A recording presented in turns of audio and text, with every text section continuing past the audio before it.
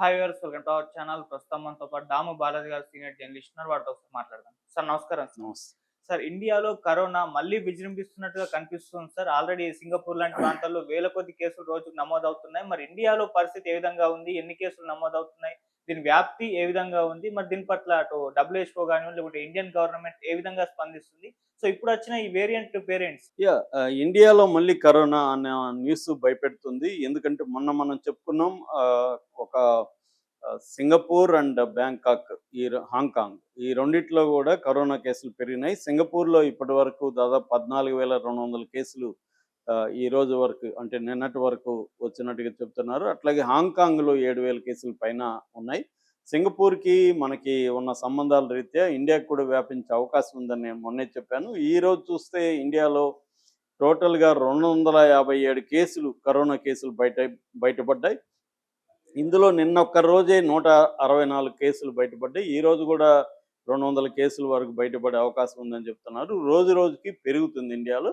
So ఇండియాలో ప్రధానంగా 3 రాష్ట్రాల్లో బలంగా ఉంది ఇప్పటి వరకు. కేరళలో 69 కేసులు, తమిళనాడులో 34 కేసులు, మహారాష్ట్ర 56 కేసులు. ఈ 3 రాష్ట్రాల్లో కరోనా వేరియంటు బలంగా కనిపిస్తుంది. నిన్న మన గవర్నమెంట్‌కి సంబంధించిన అనేక హెల్త్ ఏజెన్సీలు, అంటే national centre for disease control, తర్వాత ఎమర్జెన్సీ మెడికల్ రిలీఫు, తర్వాత disaster management cell, Indian council of medical research, ఇలాంటి సంస్థలన్నీ కూడా director general of health services కింద వాళ్ళ ఆధ్వర్యంలో సమీక్షా సమావేశం నిర్వహించి ఆ ప్రతినిధులు మీడియాతో మాట్లాడారు.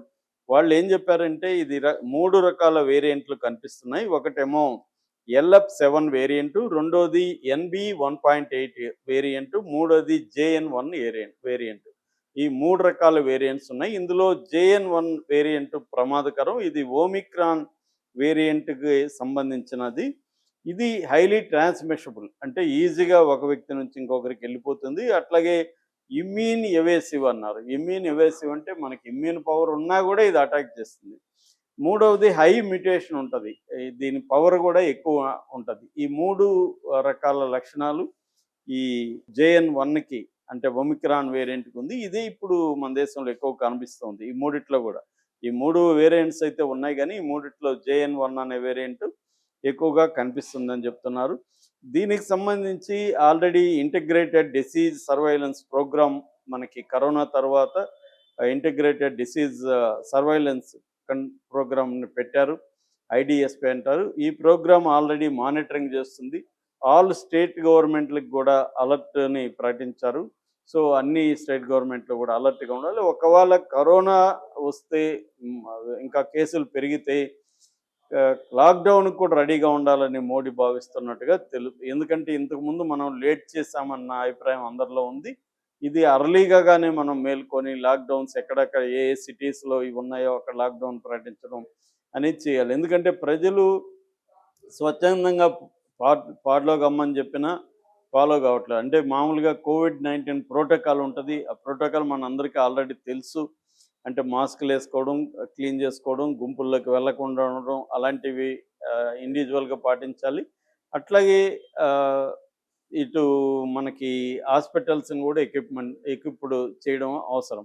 అయితే దీని లక్షణాలు ఇప్పుడు నేను చెప్పిన ఓమిక్రాన్ లక్షణాలు జనరల్గా కోవిడ్ లక్షణాలే ఉంటుంది. కాఫ్ ఉంటుంది, తర్వాత గొంతు నొప్పి ఉంటుంది, సోర్ థ్రోట్ అంటారు, నాసియా ఉంటుంది, అంటే బాగా నిస్సత్తుగా ఉంటుంది, ఒకసారి వామిటింగ్ ఉండొచ్చు, ఫీవర్ ఉంటుంది, బ్రెయిన్ ఫాగ్ అంటారు, బ్రెయిన్ ఫాగ్ కూడా ఏర్పడే అవకాశం ఉంది. అట్లాగే లంగ్స్లో కూడా ఇబ్బందులు కలిగే అవకాశం ఉంది.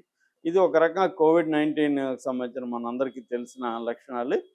దీనికి ప్రికాషనరీగా వ్యాక్సినేషనే ఇంపార్టెంట్ అంటున్నారు. వ్యాక్సిన్ ఒకవేళ తీసుకొని ఉండకపోతే వ్యాక్సిన్ తీసుకోవాలి.